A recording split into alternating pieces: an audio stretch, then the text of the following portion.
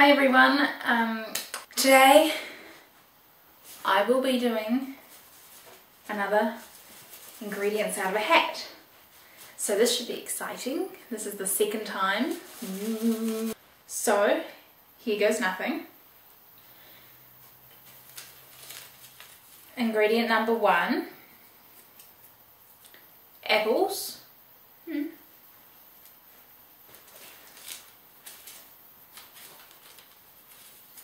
Ingredient number 2, dates. That's interesting. Ingredient number 3,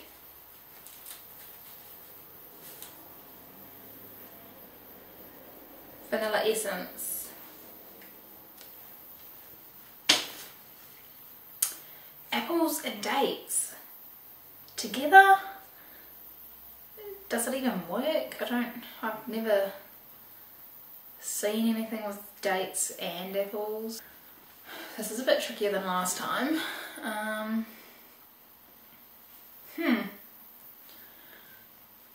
going to have to go do some serious searching and I will be back.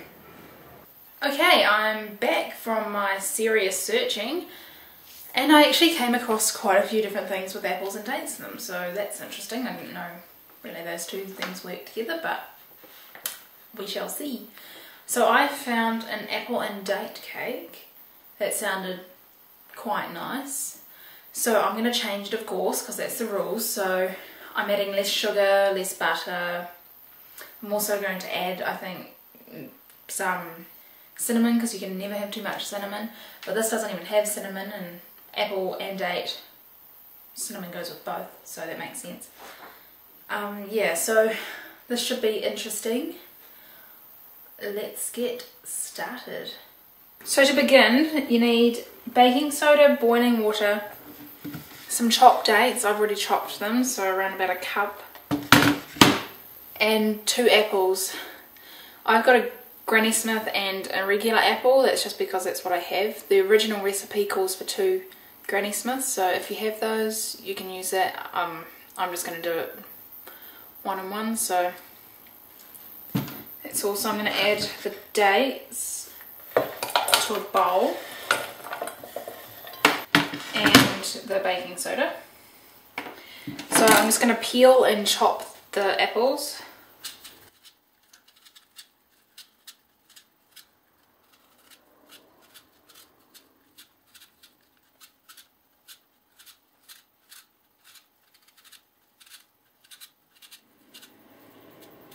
And then cube them. So I'm going to make some a bit bigger than others, but so I've got a bit of combination there.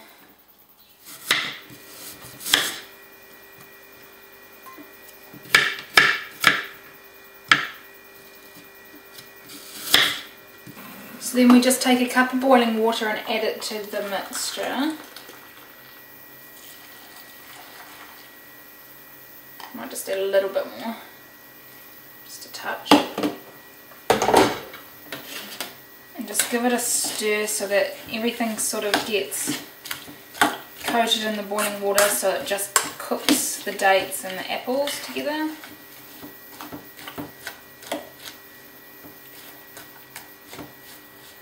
So I'm just going to try and mash them all in. So we just want to squeeze a springform pan if you have one. If not, then use whatever you do to make a cake. And of course you line the bottom with baking paper. I've got a little tip, I just learnt it not long ago. If you were like me and used to get the baking paper and then draw a circle around it and then chop it in a circle so it fitted perfectly in the bottom, I have a far easier solution to that now. What you do is you just take the bottom and you grab just a piece of cooking paper and just sort of try and press it down, put that over top and click it into place.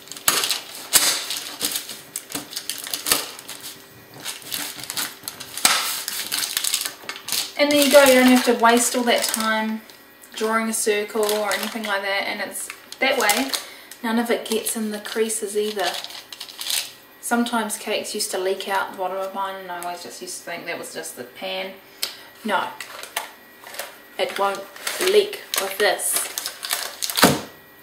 I may have been a bit slow on this or something, I don't know, but it's a good tip if you didn't know that. So now we just need butter, brown sugar, vanilla essence, and an egg. So first I'm just going to add the brown sugar to the butter and I'm going to cream them together, then I'll add the egg and the vanilla essence and beat it some more.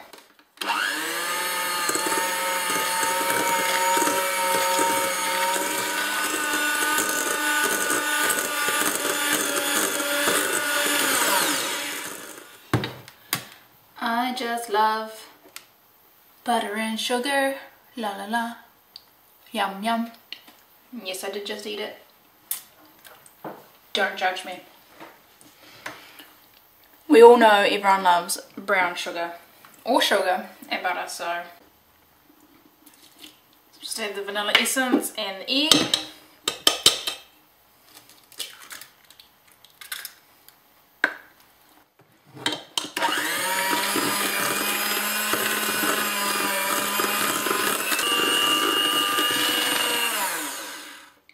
Now I'm going to add about 1.5 cups of self-raising flour, and I'm going to add the date and apple mixture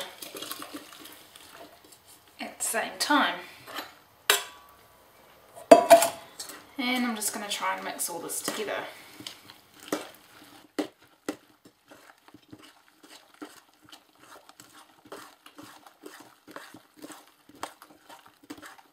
So we just take it, it's a lovely runny mixture, so it should be a nice moist cake, hopefully, fingers crossed. So just add that to the greased pan.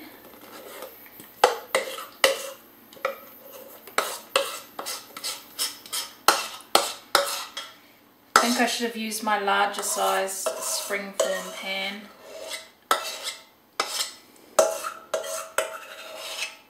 But oh well, I'll just make it cook longer. Yeah, that's quite... I don't want to have to transfer it though. What to do.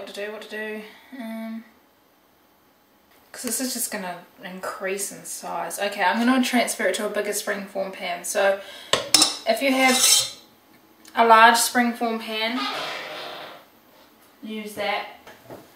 So see, I've got a large here compared to this one. So I'm just going to do that, I'll grease it and everything. Transferred the cake and it's a lot better in this size, so yeah, I would say use a bigger tin. On the recipe it says to use a 22 centimeter tin. Whenever recipes have inches or centimeters of tins and things like that, that means absolutely nothing to me. I don't know what size my tins are, so I guess this larger one is a 22 centimeter. I'm not entirely sure, but I'll go with that. Place it in the oven and we let it cook for around about 45 minutes and check it then.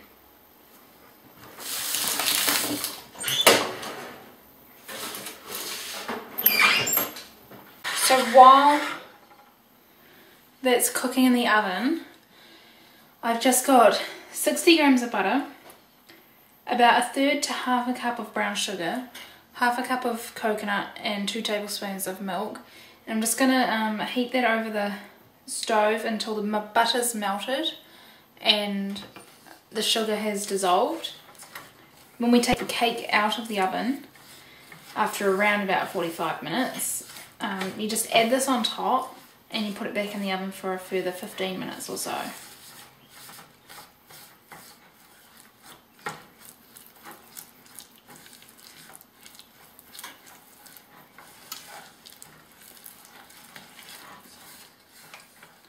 So that looks about done. It's all nice and smooth, apart from the coconut obviously. And the cake's been in the oven for around about half an hour. I might actually get it out to check. Oh wow, that looks amazing. That's actually nearly cooked, I think. Yeah, it is nearly cooked. So I'm going to put the topping on now, not after 45 minutes. So this may depend on your oven, but for me, only half an hour and the cake is nearly cooked. I suppose this is what I'm supposed to do, but I'm not entirely sure, but this is what I'm going to do. Looks delicious.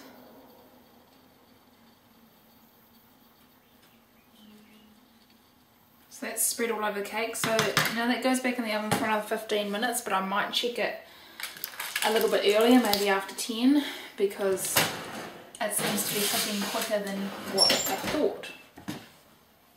I just got this out of the oven. It was in there for an extra 10 minutes, so overall it's only been in there 40 minutes, but it appears to be cooked.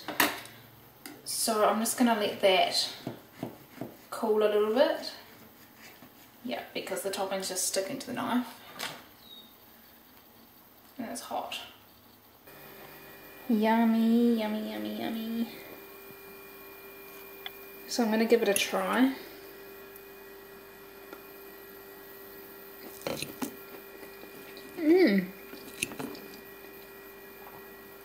That's really nice. It's really moist. And you get the flavours of the apple. And I just realised I forgot the cinnamon. But you don't miss it at all. It's really quite nice. So I encourage you to give that a go. But that's all for today, so hope you enjoyed it. Check out all my other videos and I'll see you next time.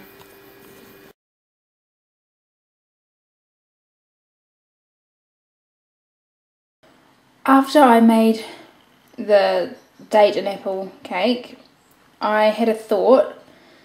I wondered if I could make it healthier, so I made another one and I replaced half the butter with applesauce, and this is how it's turned out. This is the original and then this is the one with the applesauce. They look exactly the same, except the applesauce one actually cuts a lot easier. So I'm going to take a little taste and see how they compare. The one with the applesauce is nice. There's definitely a difference. It's not too major. The applesauce one just doesn't have that little bit of a extra richness, but honestly you don't miss it. They're both really delicious. So if you want to have a go at making them a little bit healthier or anything, give it a shot and let me know how it goes.